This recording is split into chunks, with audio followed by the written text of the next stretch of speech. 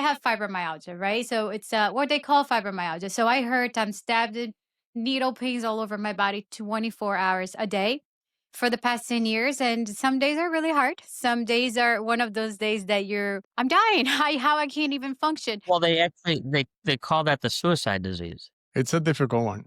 No, that's what they call my cousin has it. As we speak, you're in pain. Yes, I am. What do you do? Pretend it doesn't exist, or how do you power I can't through it? really, sometimes I have to act like as it's not here, but it's still here. There are moments where the pain is not as extreme.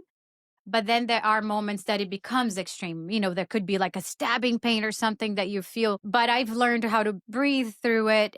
And I do what I try to do is like swim, go to the pool, and I do things in between. So I'm lucky to have my own office and be able to do certain things that will relieve the pain, or at least make it better for an hour or so. But I have to get up and walk. I have to manage my day in a different way. I have to make sure I go to Pilates. I have to make sure that I wake up and I go in the pool. I have to make sure, I do certain things to manage the pain. So yes, as we speak, there are moments that I'm even, hosting a podcast or doing public speaking that I may feel an extreme stabbing pain, that it's terrifying, but I choose life, and I choose to live. And part of what I do is help other people with physical challenges, emotional challenges. I'm all about mindfulness.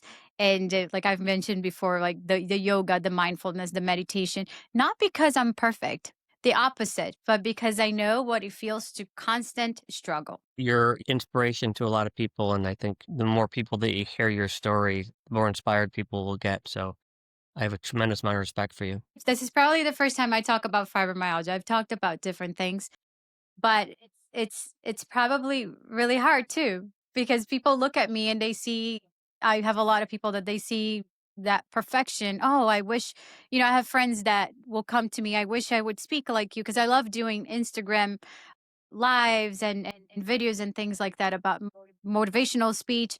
And they have this perception of me, of someone who's perfect and is not, dealing with anything that's challenging, but it's actually the opposite. And most of my empowering messages, they come in my most painful moments. If there's anyone out there that struggles with fibromyalgia, I'm always here, open to share my experiences and to listen to. I'm a great listener, and I know how it feels.